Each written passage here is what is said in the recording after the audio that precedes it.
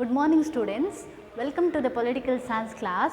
In the previous class we discussed about state administration's role of the chief secretary etc. In today's class we are going to discuss about Central Administrative Tribunal, Karnataka Administrative Tribunal and about the UPSC and State Public Service Commission or KPSC. First one, Central Administrative Tribunal, or in short form Central Administrative Tribunal is also called as CAT. Central Administrative Tribunal mainly established to reduce the burden of the Supreme Court and also the High Court.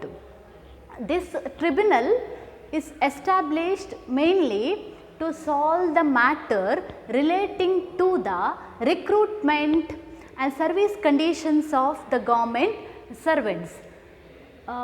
So, according to the article 323A, the Central Administrative Tribunal was established in India in the year 1985. The establishment of Central Administrative Tribunal helped to reduce the burden of Supreme Court and also the High Court. ಯಾಕಂತಂದರೆ ಈ tribunal establish ಮಾಡೋದಕ್ಕಿಂತ ಮುಂಚೆ government ಸರ್ವೆಂಟ್ಸ್ಗಳ ಅಥವಾ ಅದರಲ್ಲೂ ಕೂಡ central government ಅಥವಾ all India servants ಯಾರಿದ್ದಾರೆ ಅವರ ಸರ್ವಿಸ್ ಕಂಡೀಷನ್ಗೆ ಸಂಬಂಧಪಟ್ಟ ಹಾಗೆ ಅಥವಾ ಅವರ ರಿಕ್ರೂಟ್ಮೆಂಟ್ ನೇಮಕಾತಿಗೆ ಸಂಬಂಧಪಟ್ಟಾಗಿರ್ಬೋದು, ಅವರ ಸರ್ವಿಸ್ ಕಂಡೀಷನ್ಗೆ ಸಂಬಂಧಪಟ್ಟಾಗಿರ್ಬೋದು, ಪ್ರಮೋಷನ್ಗೆ ಸಂಬಂಧಪಟ್ಟಾಗಿರ್ಬೋದು, ಎಲ್ಲ ಕೇಸ್ಗಳನ್ನು ಯಾವುದು ಹ್ಯಾಂಡಲ್ ಮಾಡ್ತಾ ಇತ್ತು ಅಂತ ಹೇಳಿದರೆ ಸುಪ್ರೀಂ ಕೋರ್ಟ್ ಅನ್ನುವಂಥದ್ದು ಹ್ಯಾಂಡಲ್ ಮಾಡ್ತಾ ಇತ್ತು.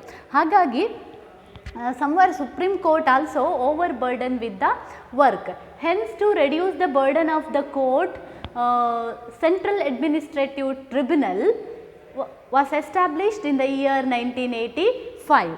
ಈ ಸೆಂಟ್ರಲ್ ಅಡ್ಮಿನಿಸ್ಟ್ರೇಟಿವ್ ಟ್ರಿಬ್ಯುನಲ್ ಮೇಯ್ನ್ ಆಗಿ ಯಾಕೆ ಸ್ಥಾಪಿಸಿದ್ದು ಅಂತ ಹೇಳಿದರೆ, ಗೌರ್ಮೆಂಟ್ ಸರ್ವೆಂಟ್ಸ್ ಯಾರಿದ್ದಾರೆ, ಸೆಂಟ್ರಲ್ ಗೌರ್ಮೆಂಟ್ ಸರ್ವೆಂಟ್ಸ್ ಆಗಿರ್ಬೋದು, ಆಲ್ ಇಂಡಿಯಾ ಸರ್ವೆಂಟ್ಸ್ ಆಗಿರ್ಬೋದು, ಅವರ ನೇಮಕಾತಿ, ಅವರ ಪ್ರಮೋಷನ್ ಆಗಿರ್ಬೋದು, ಅವರ ಸೇವಾ ವಿಷಯಗಳಿಗೆ ಸಂಬಂಧಪಟ್ಟಾಗಿ ಏನೇ ಸಮಸ್ಯೆಗಳಿದ್ದರೂ ಅವರದನ್ನೆಲ್ಲಿ ಇತ್ಯರ್ಥಪಡಿಸಿಕೊಳ್ಬೋದು ಅಂತ ಹೇಳಿದರೆ ಸೆಂಟ್ರಲ್ ಅಡ್ಮಿನಿಸ್ಟ್ರೇಟಿವ್ ಟ್ರಿಬ್ಯುನಲ್ಗೆ ಹೋಗಿ ತಮ್ಮ ಸಮಸ್ಯೆಗಳನ್ನು ಅವರು ಪರಿಹರಿಸಿಕೊಳ್ಳಬಹುದು. ಅದಕ್ಕಾಗಿ ಅವರು ಸುಪ್ರೀಂ ಕೋರ್ಟಿಗೆ ಹೋಗಬೇಕಾಗಿಲ್ಲ. Through the central administrative tribunal they can get the justice. For this purpose, Central Administrative Tribunal was established in the year 1985. It consists 1 chairman, 16 vice chairman and 49 members. It consists 1 chairman, 16 vice chairman and 49 members. Usually sitting or served judge of the High Court usually appointed as the chairman of Central Administrative Tribunal, and all these chairman, vice chairman and members of the Central Administrative Tribunal are appointed by the President of India. ಈ central administrative ಟ್ರಿಬ್ಯುನಲಲ್ಲಿ chairman ಆಗಿರಬೇಕು ಅಂತ ಇದ್ದರೆ ಅವರು ಸಾಮಾನ್ಯವಾಗಿ ಏನಾಗಿರ್ತಾರಂತ ಹೇಳಿದರೆ ಹೈಕೋರ್ಟಿನಲ್ಲಿ ನಿವೃತ್ತರಾಗಿರುವಂಥ ಹೈಕೋರ್ಟಿನ judge ಆಗಿರ್ಬೋದು ಅಥವಾ ಈಗ ಸೇವೆ ಸಲ್ಲಿಸುತ್ತಿರುವಂಥ ಹೈಕೋರ್ಟಿನ ಜಡ್ಜಸ್ಗಳನ್ನು ಸಾಮಾನ್ಯವಾಗಿ ಸೆಂಟ್ರಲ್ ಅಡ್ಮಿನಿಸ್ಟ್ರೇಟಿವ್ ಟ್ರಿಬ್ಯುನಲ್ನ ಚೇರ್ಮ್ಯಾನ್ ಆಗಿ ಆಯ್ಕೆ ಮಾಡಲಾಗ್ತದೆ. ಅದಲ್ಲದೆ ಇದು consist 16 vice chairman and 49 members.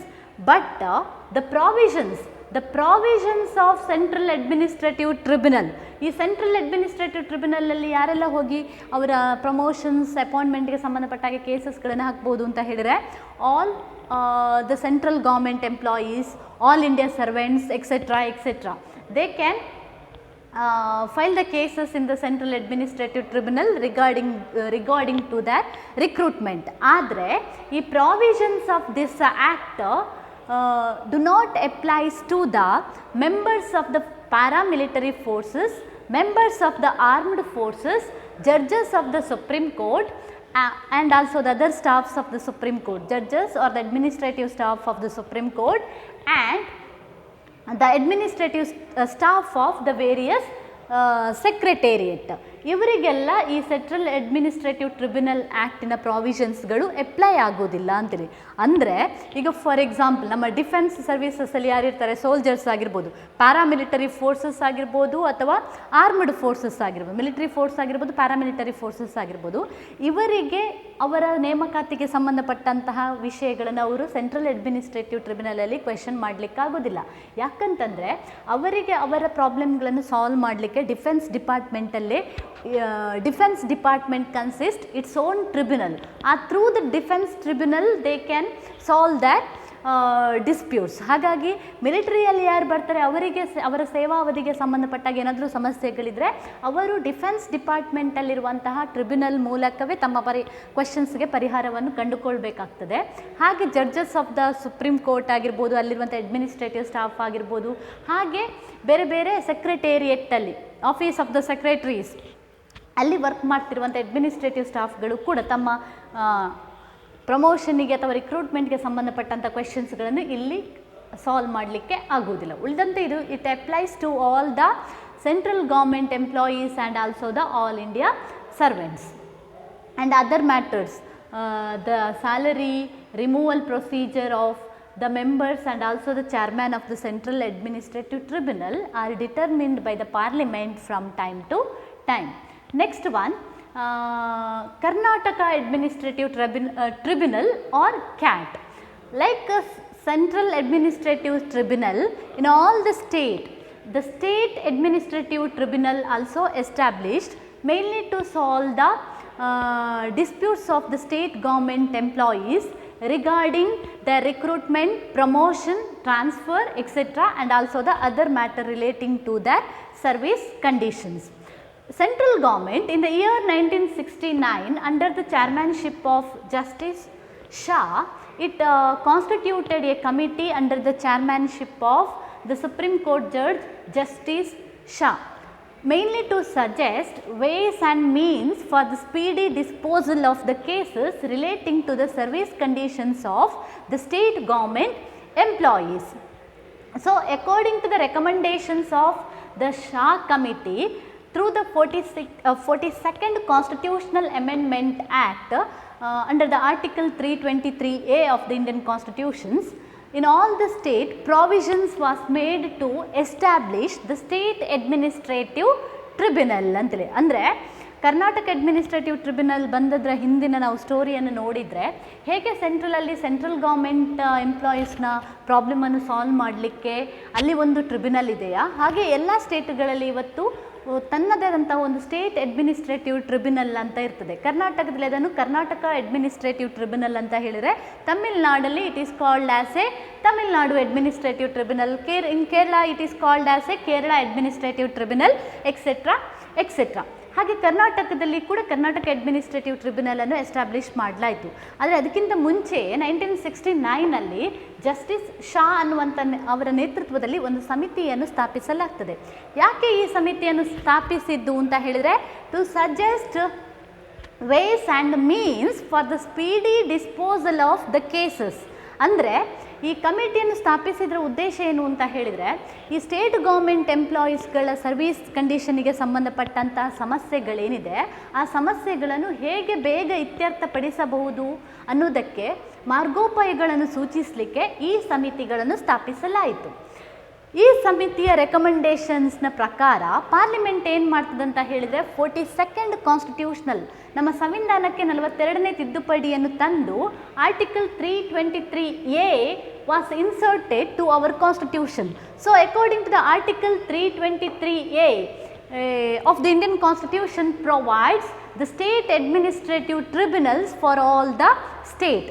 ಈ ಆರ್ಟಿಕಲ್ಸ್ನ ಪ್ರಕಾರ ಇವತ್ತು ಎಲ್ಲ ಸ್ಟೇಟ್ಸ್ಗಳಿಗೆ ಏನು ಮಾಡಲಾಗಿದೆ ಅಂತ ಹೇಳಿದರೆ, ಸ್ಟೇಟ್ ಗೌರ್ಮೆಂಟ್ ಎಂಪ್ಲಾಯೀಸ್ ಯಾರಿದ್ದಾರೆ ಆ ಸ್ಟೇಟ್ ಗೌರ್ಮೆಂಟ್ ಎಂಪ್ಲಾಯೀಸ್ನ ಸರ್ವೀಸ್ ಕಂಡೀಷನಿಗೆ ಸಂಬಂಧಪಟ್ಟಂಥ ಸಮಸ್ಯೆಗಳನ್ನು ಇತ್ಯರ್ಥಪಡಿಸಲಿಕ್ಕೆ ಪ್ರತಿ ಸ್ಟೇಟಿಗೆ ಕೂಡ ಒಂದು ಅಡ್ಮಿನಿಸ್ಟ್ರೇಟಿವ್ ಟ್ರಿಬ್ಯುನಲನ್ನು ಕೊಡಲಾಗಿದೆ. ಹೀಗೆ ಕರ್ನಾಟಕದಲ್ಲಿ Karnataka administrative tribunal or KAT was established on 6th 10 1986. ಇದರ ಪ್ರಕಾರ 6/10/1986 ಅಲ್ಲಿ 6th October 1986 ಅಲ್ಲಿ ಕರ್ನಾಟಕ ಅಡ್ಮಿನಿಸ್ಟ್ರೇಟಿವ್ ಟ್ರಿಬ್ಯುನಲ್ ಅನ್ನು ಎಸ್ಟಾಬ್ಲಿಷ್ ಮಾಡಲಾಯಿತು. The head quarters of the KAT or Karnataka administrative tribunal is located at Bangalore ಅಂತೇಳಿ. ಯೂಶ್ವಲಿ ಅದು ಕ್ಯಾಪಿಟಲಲ್ಲೇ ಇರುವ ಕಾರಣ ಕರ್ನಾಟಕ ಅಡ್ಮಿನಿಸ್ಟ್ರೇಟಿವ್ ಟ್ರಿಬ್ಯುನಲ್ ಬ್ಯಾಂಗ್ಳೂರಲ್ಲಿದೆ. ಅಲ್ಲಿ ಸ್ಟೇಟ್ ಗೌರ್ಮೆಂಟ್ ಎಂಪ್ಲಾಯೀಸ್ ಯಾರಿದ್ದಾರೆ ಅವರು ತಮ್ಮ ಸೇವಾ ಅವಧಿಗೆ ಸಂಬಂಧಪಟ್ಟಂಥ ಸಮಸ್ಯೆಗಳನ್ನು ಪರಿಹರಿಸಿಕೊಳ್ಳಬಹುದು. Next, this is about the Karnataka administrative service and also the central administrative service. Right a short note on KAT or CAT, 5 marks question. Next, UPSC. In India, there are 3 types of public service commissions. They are Union Public Service Commission or UPSC, second one State Public Service Commission, and third one Joint Public Service Commission. First one, UPSC or Union Public Service Commission. Union public service commission ಕನ್ನಡದಲ್ಲಿ ಕೇಂದ್ರೀಯ ಲೋಕಸೇವಾ ಆಯೋಗ ಅಥವಾ ಕೇಂದ್ರ ಲೋಕಸೇವಾ ಆಯೋಗ ಅಂತೇಳಿ ಕರೀತಾರೆ. UPSC is an independent organization. UPSC is mainly created. The Constitution of India provides Union Public Service Commission for central government and State Public Service Commission for all the state. This organization is mainly established to conduct or to recruit the eligible candidate for various all India services and also the central government services. UPSC ಅಥವಾ ಕೇಂದ್ರ ಲೋಕ ಸೇವಾ ಆಯೋಗವನ್ನು ಸ್ಥಾಪನೆ ಮಾಡಿದ್ದು ಯಾಕೆ ಅಂತ ಹೇಳಿದರೆ, ಇದೊಂದು ಇಂಡಿಪೆಂಡೆಂಟ್ ಆರ್ಗನೈಸೇಷನ್, ಸ್ವತಂತ್ರ ಆಯೋಗ. ಇದರ ಮೇಲೆ ಗೌರ್ಮೆಂಟಿಗೆ ಕಂಟ್ರೋಲ್ ಅನ್ನುವಂಥದ್ದು ಇರುವುದಿಲ್ಲ, ಅದು ಇಂಡಿಪೆಂಡೆಂಟಾಗಿ ವರ್ಕ್ ಮಾಡ್ತದೆ.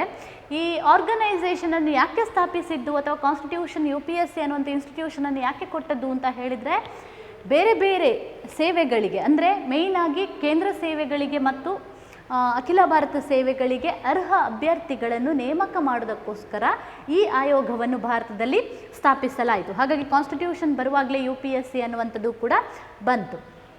UPSC consists 1 chairman and 10 members. The chairman and members of the UPSC are appointed by the President of India. ಇವರನ್ನು ಯಾರು ರಿಕ್ರೂಟ್ ಮಾಡ್ತಾರೆ ಅಂತ ಹೇಳಿದರೆ, President of India in consultation with the Union Cabinet. President appoint in consultation with the Union Cabinet. President appoint the chairman and members of the UPSC. ಈ 10 members ಅಲ್ಲಿ one half of the members, ಈ 10 ಜನ ಸದಸ್ಯರಲ್ಲಿ 1/2 ಭಾಗದಷ್ಟು ಸದಸ್ಯರು, 1/2 of the members of the UPSC are the government servants ಅಂತ. ಅಂದರೆ ಅದರ 1/2 ಭಾಗದಷ್ಟು ಸದಸ್ಯರು ಕನಿಷ್ಠವಾಗಿ 10 ವರ್ಷ ಗೌರ್ಮೆಂಟ್ ಸರ್ವೀಸಲ್ಲಿ ಸೇವೆ ಸಲ್ಲಿಸಿರಬೇಕು. They must have serve in the central government services at least for the period of 10 years. ಅವರಿಗೆ 10 years ಎಕ್ಸ್ಪೀರಿಯನ್ಸ್ ಅನ್ನುವಂಥದ್ದು ಆಗಿರಬೇಕು. ಯೂಶ್ವಲಿ 10 years ಎಕ್ಸ್ಪೀರಿಯನ್ಸ್ ಆದ ಕೂಡಲೇ UPSCಗೆ ಅವರು ಸದಸ್ಯರಾಗ್ತಾರೆ ಅಂತೇಳಿ ಅರ್ಥ ಅಲ್ಲ. ಅಂದರೆ ಮಿನಿಮಮ್ ಅದು ಸಾಮಾನ್ಯವಾಗಿ ಇದರಲ್ಲಿರುವಂಥ ಮೆಂಬರ್ಸ್ಗಳೆಲ್ಲ senior and also the experienced members ಆಗಿರ್ತಾರೆ, ಜಾಸ್ತಿ ಎಕ್ಸ್ಪೀರಿಯನ್ಸ್ ಆಗಿದ್ದವರು ಆಗಿರ್ತಾರೆ. ಅದಲ್ಲದೆ it consists the men of letters, educationists and also the others are also recruited as the members of the UPSC ಅಂತೇಳಿ. ಅಂದರೆ ಸಾಮಾನ್ಯವಾಗಿ ಇದರ ಸದಸ್ಯರು 1/2 ಭಾಗದಷ್ಟು ಸದಸ್ಯರು ಗೌರ್ಮೆಂಟ್ ಸರ್ವೀಸಲ್ಲಿ ಇದ್ದರೆ, ಇನ್ನು ಕೆಲವರು ಸಾಹಿತ್ಯ ಕ್ಷೇತ್ರಗಳಲ್ಲಿ ಕೆಲಸ ಮಾಡಿದವರು, ಇನ್ನು ಕೆಲವರು ಸಮಾಜ ಕ್ಷೇತ್ರಗಳಲ್ಲಿ ಅಂದರೆ ಸಾಮಾಜಿಕ ಸೇವೆಯಲ್ಲಿ ತೊಡಗಿಸಿಕೊಂಡಿರುವವರು, ಹಾಗೆ ಶಿಕ್ಷಣ ಕ್ಷೇತ್ರಗಳಲ್ಲಿ ತೊಡಗಿಸಿಕೊಂಡಿರುವಂತಹ ಸದಸ್ಯರನ್ನು ಕೂಡ ಅವರನ್ನು ಕೂಡ ಇದರ ಸದಸ್ಯರನ್ನಾಗಿ ಸಾಮಾನ್ಯವಾಗಿ ನೇಮಕ ಮಾಡ್ತಾರೆ. ಇವರನ್ನೆಲ್ಲರನ್ನು ಅಪಾಯಿಂಟ್ ಮಾಡೋದು president of India in consultation with the union cabinet. The term of the members, the chairman and the members of the UPSC is 6 years. They are appointed for the period of 6 years, and they hold the office till they attain the age of 65 years. The retirement age of the members and the chairman of the UPSC is 65 years, and they removed from the service only on the grounds of proved misbehavior or incapacity. They can be removed from the service only on the behavior of proved misbehavior or incapacity by the President of India. ಆ ಬೇಸಿಸ್ನ ಮೇಲೆ ಮಾತ್ರ ಅವರನ್ನು remove ಮಾಡಲಿಕ್ಕಾಗ್ತದೆ. ಅಸಮರ್ಥತೆ ಅಥವಾ ದುರ್ನಡತೆಯ ಆಧಾರದ ಮೇಲೆ ಅವರನ್ನು ಮಾತ್ರ remove ಅನ್ನುವಂಥದ್ದು ಮಾಡ್ಬೋದು. Next, the salary and also the other allowances of the members of the UPSC are determined by the Parliament from time to time. This is about the composition part of the members of the UPSC, and one more point here is the chairman and members of the UPSC are not eligible for further appointment under the central government. Mainly the chairman of the UPSC is not eligible for further appointment after their retirement, but the members of the UPSC may appointed as the chairman of the various state public service commission ಅಂತೇಳಿ. ಈಗ chairman ಒಂದು ಸಲ UPSC chairman ಆದ ನಂತರ ಮತ್ತು ಅವರು ಯಾವುದೇ ಸ್ಥಾನಗಳನ್ನು ಸೆಂಟ್ರಲ್ ಗೌರ್ಮೆಂಟಿನಲ್ಲಿ ಅವರ ರಿಟೈರ್ಮೆಂಟಿನ ನಂತರ ಬೇರೆ ಯಾವುದೇ ಪೋಸ್ಟಿಗೆ ಅವರನ್ನು ಅಪಾಯಿಂಟ್ಮೆಂಟ್ ಮಾಡುವ ಹಾಗೆ ಇಲ್ಲ. ಆದರೆ ಈ UPSCಯ ಮೆಂಬರ್ಸನ್ನು ಯಾವುದಕ್ಕೆ ಅಪಾಯಿಂಟ್ ಮಾಡ್ಬೋದು ಅಂತ ಹೇಳಿದರೆ ಬೇರೆ ಬೇರೆ ಸ್ಟೇಟ್ಗಳಲ್ಲಿರುವಂತಹ ರಾಜ್ಯ ಲೋಕಸೇವಾ ಆಯೋಗಗಳಿಗೆ ಚೇರ್ಮನ್ನನ್ನಾಗಿ ಅವರನ್ನು ಅಪಾಯಿಂಟ್ಮೆಂಟ್ ಮಾಡ್ಬೋದು, ಮಾಡುವಂಥ ಪ್ರಾವಿಷನ್ಸ್ ಅನ್ನುವಂಥದ್ದು ಇದೆ. Next, powers and functions of the UPSC. First power of UPSC or the Union Public Service Commission is it conduct the competitive examinations for all India services and also the central services. Every year the UPSC conduct the competitive examinations for all India services and the central services. Central services consist various types of services. All the examinations relating to these services are usually conducted by the Union Public Service Commissions. So, on the basis of the marks, the UPSC recruit these candidates for various posts only on the basis of the merit. Next, second power of UPSC is it assists two or more state on request of the joint recruitment of any state. It assists two or more state for the joint recruitment on request for the joint recruitment of any state ಅಂತೇಳಿ. ಅಂದರೆ UPSC ಏನು ಮಾಡ್ತದೆ ಅಂತ ಹೇಳಿದ್ರೆ ಕೆಲವು ಸಲ ಯಾವುದಾದ್ರೂ ಸ್ಟೇಟ್ಗಳು UPSCಯನ್ನು ಕೇಳಿಕೊಂಡಂಥ ಸಂದರ್ಭದಲ್ಲಿ ಎರಡು ಸ್ಟೇಟ್ಗಳಿಗೆ ಒಬ್ಬ ಆಫೀಸರ್ಸ್ಗಳನ್ನಾಗಿ ನೇಮಕ ಮಾಡ್ಬೋದು ಅಂತೇಳಿ. ಅಂದರೆ ಕೆಲವು ಸಲ ಏನಾಗ್ತದೆ ಅಂತ ಹೇಳಿದರೆ ಕರ್ನಾಟಕ ಆ್ಯಂಡ್ ಕೇರಳ ಎರಡೂ ಸ್ಟೇಟ್ಗಳಿಗೆ ಕೂಡ ಒಬ್ಬನೇ ಗೌರ್ಮೆಂಟ್, ಅದು ಆಲ್ ಇಂಡಿಯಾ ಸರ್ವೆಂಟ್ಸ್ ಆಗಿರ್ಬೋದು, ಬೇರೆ ಸರ್ವೀಸಸ್ಸಲ್ಲಾಗಿರ್ಬೋದು, ಒಬ್ಬರೇ ಅಂತ ಇದ್ದಾಗ ಆಗ ಕರ್ನಾಟಕಕ್ಕೆ ಕೂಡ ಅವರನ್ನು ಅಪಾಯಿಂಟ್ ಮಾಡಲಿಕ್ಕಾಗೋದಿಲ್ಲ, ಕೇರಳಕ್ಕೆ ಕೂಡ ಅಪಾಯಿಂಟ್ಮೆಂಟ್ ಮಾಡಲಿಕ್ಕಾಗೋದಿಲ್ಲ. ಯಾಕಂತಂದರೆ he can serve in both the state. ಹಾಗಾಗಿ ಅಂಥ ಸಂದರ್ಭದಲ್ಲಿ ಅವು ಎರಡೂ ರಾಜ್ಯಗಳಿಗೆ ಸೇವೆ ಸಲ್ಲಿಸಬೇಕು ಅಂತ ಇರುವಾಗ ಅವರನ್ನು ಅಪಾಯಿಂಟ್ ಮಾಡುವಂಥ ಅಧಿಕಾರ ಯಾರಿಗಿರ್ತದೆ ಅಂತ ಹೇಳಿದರೆ UPSC ಈ ಕೆಲಸ ಮಾಡಬೇಕು ಅಂತ ಇದ್ದರೆ ಯಾವುದಾದ್ರೂ ಸ್ಟೇಟ್ ಅದನ್ನು ರಿಕ್ವೆಸ್ಟ್ ಮಾಡಬೇಕು, ಆಗ ಮಾತ್ರ.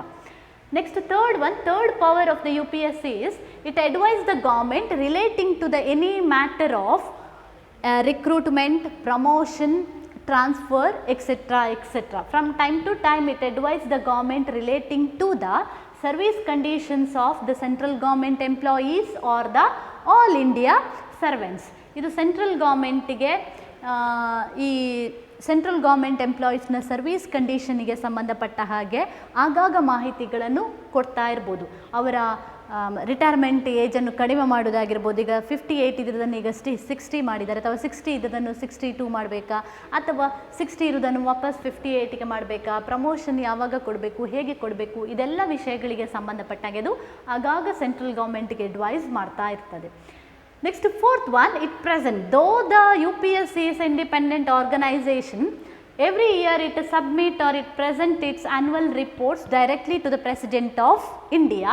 Later the President send these reports to the Lok Sabha and also the Rajya Sabha for its debates and discussions. ಪ್ರತಿ ವರ್ಷ ಈ ಆಯೋಗಗಳು ತಮ್ಮ ವಾರ್ಷಿಕ ವರದಿಯನ್ನು ಪ್ರೆಸಿಡೆಂಟಿಗೆ ಸಲ್ಲಿಸ್ತಾರೆ, Later President sent these reports for Lok Sabha and also the Rajya Sabha for its debates and discussions. Next, fifth one, it serves the needs of the state on the request of the governor with the assent of the President. It serve, UPSC serve any or all the needs of the any state on the request of the governor of the concerned state. ಈಗ for example ಕರ್ನಾಟಕದ ಏನಾದರೂ demand ಇದ್ದರೆ, government ಸರ್ವೀಸಸ್ಗೆ ಸಂಬಂಧಪಟ್ಟಾಗೆ ಕರ್ನಾಟಕದ ಏನಾದರೂ demand ಇದ್ದರೆ ಅಂಥ ಸಂದರ್ಭದಲ್ಲಿ ಅದನ್ನು ಕೂಡ UPSC ಫುಲ್ಫಿಲ್ ಮಾಡ್ತದೆ. ಆದರೆ ಆ ಟೈಮಲ್ಲಿ ಅದನ್ನು ಯಾರು ಕೇಳಿಕೊಳ್ಬೇಕಾಗ್ತದೆ ಅಂತ ಹೇಳಿದ್ರೆ ಚೀಫ್ ಮಿನಿಸ್ಟರ್ ಅಲ್ಲ, ಯಾವುದೇ ರಾಜ್ಯದ ಗವರ್ನರ್ UPSCಯನ್ನು ಕೇಳಿಕೊಂಡಂಥ ಸಂದರ್ಭದಲ್ಲಿ ಅದು ಸ್ಟೇಟಿನ ಯಾವುದಾದ್ರೂ ನೀಡ್ಸ್ಗಳನ್ನು ಅಥವಾ ಎಲ್ಲ ನೀಡ್ಸ್ಗಳನ್ನು ಕೂಡ ಫುಲ್ಫಿಲ್ ಮಾಡಲಿಕ್ಕೆ ಪ್ರಯತ್ನ ಪಡ್ಬೋದು. Next last one, it exercise such other functions prescribed by the Union Parliament from time to time. Apart from these 5 powers, the UPSC also exercise such other powers prescribed by the Parliament from time to time. ಇದು main ಆಗಿ UPSC ಮಾಡುವಂಥ ಅತಿ ಮುಖ್ಯವಾದಂಥ ಕೆಲಸಗಳು. ಇಷ್ಟು ಅಧಿಕಾರಗಳಲ್ಲದೆ parliament ವಹಿಸಿದಂಥ ಇನ್ಯಾವುದೇ ಜವಾಬ್ದಾರಿಗಳನ್ನು ಕೂಡ ಇದು ನಿರ್ವಹಿಸಬಹುದು ಅಥವಾ ನಿರ್ವಹಿಸ್ತದೆ. So these are about the powers and composition part of UPSC. Explain the composition and powers and functions of UPSC 10 marks question. Next one, KPSC or Karnataka Public Service Commission. Like UPSC, at the state level, our state consists Karnataka Public Service Commission. KPSC consist, like UPSC, KPSC consists 1 chairman and 10 members. ಇಲ್ಲಿ ಕೂಡ 1 chairman and 10 members ಅನ್ನುವಂಥದ್ದು ಇರ್ತಾರೆ. Half of the members of the KPSC are the government servants. ಅಂದರೆ ಇಲ್ಲಿ ಕೂಡ ಅಷ್ಟೇ state government ಸರ್ವೀಸಲ್ಲಿ 10 ವರ್ಷಗಳಷ್ಟು minimum ಆಗಿ 10 ವರ್ಷದಷ್ಟು ಸೇವೆ ಸಲ್ಲಿಸಿದಂತಹ ಗೌರ್ಮೆಂಟ್ ಸರ್ವೆಂಟ್ಸನ್ನು ಇದರ ಮೆಂಬರ್ಸನ್ನಾಗಿ ಮಾಡ್ಬೋದು. Along with the government servants it consist men of letters, educationist, social reformer as the member of KPSC. The chairman and members of the KPSC are appointed by the governor of the concerned state in consultation with the state cabinet. KPSC chairman ಮತ್ತು ಮೆಂಬರ್ಸನ್ನು ಯಾರು appoint ಮಾಡ್ತಾರೆ ಅಂತ ಹೇಳಿದರೆ ಆಯಾಯ ರಾಜ್ಯಗಳ governor ಇದರ ಸದಸ್ಯರು ಮತ್ತು ಮೆಂಬರ್ಸನ್ನು ಅಪಾಯಿಂಟ್ ಮಾಡ್ತಾರೆ. Their term is also 6 years, but the retirement age of the members and the chairman of KPSC is 62 years. They hold the office for the period of 62 years. And they also removed from the service only on the grounds of proved misbehavior or incapacity by the governor of the concerned state. Composition ಪಾರ್ಟಲ್ಲಿ ಬರುವಾಗ ಹೆಚ್ಚು UPSC ಮತ್ತು state PSCಗೆ ಸಿಮಿಲಾರಿಟಿಯನ್ನು ನಾವು ಕಾಣ್ತೇವೆ. ಇಲ್ಲಿ ಕೂಡ ಅಷ್ಟೇ, ಅವರನ್ನು ಸೇವೆಯಿಂದ ವಜಾ ಮಾಡಬೇಕು ಅಂತ ಇದ್ದರೆ ಅದು ಪ್ರೂವ್ಡ್ ಮಿಸ್ಬಿಹೇವಿಯರ್ ಅಥವಾ ಇನ್ಕೆಪಾಸಿಟಿ ಆಧಾರದ ಮೇಲೆ ಮಾತ್ರ. ಯಾರು ಮಾತ್ರ ಅವರನ್ನು ರಿಮೂವ್ ಮಾಡ್ಬೋದು ಅಂತ ಹೇಳಿದರೆ ಗವರ್ನರ್ ಮಾತ್ರ ಅವರನ್ನು ರಿಮೂವ್ ಮಾಡ್ಬೋದು. ಯಾಕಂತಂದರೆ ಅವರನ್ನು ಅಪಾಯಿಂಟ್ ಮಾಡೋದು ಕೂಡ ಗವರ್ನರ್ ಆಗಿರುವ ಕಾರಣ removal power is also vested in the hands of the governor. Next, salary and other allowances of the members and the chairman of the KPSC is determined by the state government or the state legislature from time to time. Like UPSC, state PSC or the KPSC is also an independent organization. ಹೇಗೆ UPSC independent organise ಆಗಿರ್ತದೆಯಾ ಹಾಗೆ Karnataka public service commissions ಕೂಡ ಒಂದು independent organisations ಆಗಿರ್ತದೆ. Next, powers and functions of KPSC. First power of KPSC is it conduct the competitive examinations for state services.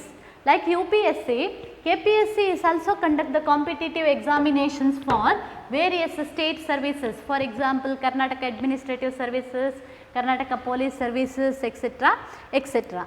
Next, second one, it conduct departmental examination.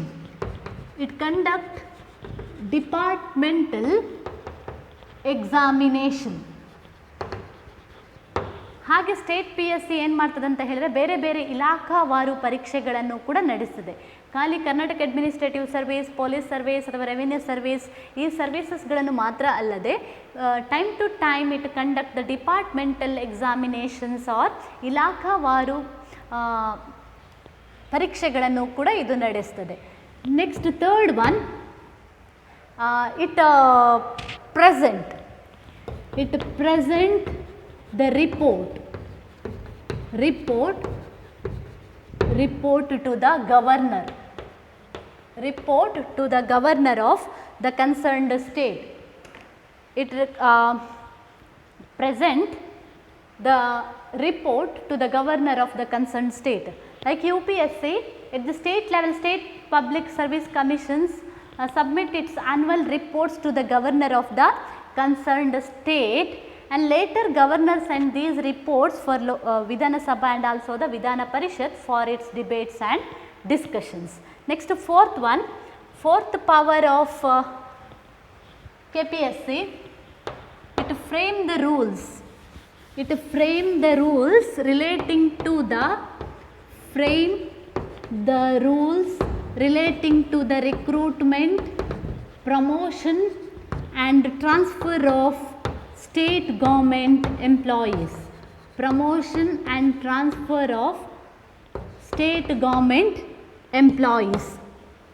ಹಾಗೆ Karnataka public service commissions ಏನು ಕೆಲಸ ಮಾಡ್ತದೆ ಅಂತ ಹೇಳಿದರೆ ರಿಕ್ರೂಟ್ಮೆಂಟ್ಗೆ ಸಂಬಂಧಪಟ್ಟ ಹಾಗೆ, ಅಂದರೆ ಸ್ಟೇಟ್ ಗೌರ್ಮೆಂಟ್ ಸರ್ವಿಸಸ್ಗೆ ಸಂಬಂಧಪಟ್ಟ ಹಾಗೆ ರಾಜ್ಯ ಇಲಾಖಾವಾರು ರಾಜ್ಯದಲ್ಲಿರುವಂತಹ ಬೇರೆ ಬೇರೆ ಸರ್ವಿಸಸ್ ಏನಿದೆ ಆ ಸರ್ವಿಸಸ್ಗೆ ಸಂಬಂಧಪಟ್ಟಾಗೆ ಅವರ ನೇಮಕಾತಿ ಆಗಿರ್ಬೋದು, ಸ್ಟೇಟ್ ಗೌರ್ಮೆಂಟ್ ಎಂಪ್ಲಾಯೀಸ್ ಯಾರಿದ್ದಾರೆ ಅವರ ನೇಮಕಾತಿಗೆ ಸಂಬಂಧಪಟ್ಟ ಹಾಗೆ, ಅವರ ಪ್ರಮೋಷನ್ಗೆ ಸಂಬಂಧಪಟ್ಟ ಹಾಗೆ, ಅವರ ಟ್ರಾನ್ಸ್ಫರ್ಗೆ ಸಂಬಂಧಪಟ್ಟ ಹಾಗೆ ನೀತಿಗಳು ಮತ್ತು ನಿಯಮಗಳನ್ನು ರೂಪಿಸ್ತದೆ. ಹಾಗೆ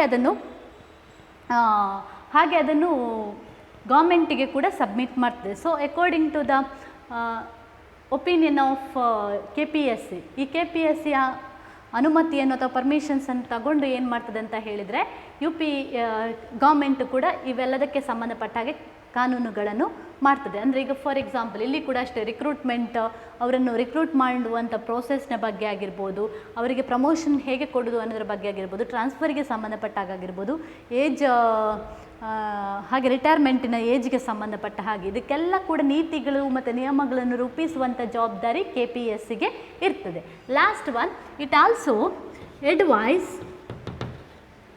advise the state government regarding any matter relating to the services, services. ಇವಿಷ್ಟು ವಿಷಯಗಳಲ್ಲದೆ ಅದು ಗೌರ್ಮೆಂಟ್ ಸರ್ವಿಸಸ್ಸಲ್ಲಿ ಏನೇ ಸಮಸ್ಯೆಗಳು ಬಂದಾಗ ಎಲ್ಲ ಸಮಸ್ಯೆಗಳಿಗೆ ಸಂಬಂಧಪಟ್ಟ ಹಾಗೆ ಸಲಹೆಗಳು ಮತ್ತು ಸೂಚನೆಗಳನ್ನು ಕೊಡುವಂಥ ಅಧಿಕಾರ KPSCಗೆ ಇರ್ತದೆ. So first one, it conduct the competitive examination for various state services. Second one, it conduct the departmental examination. Third one, it prepare and present the reports to the governor of the concerned state. Next, fourth one, it prepare the rules relating to the recruitment, promotion, transfer and retirement of the government employees. Fifth one, it advise the state government relating any matter of the state services. So these are about the powers and functions of KPSC.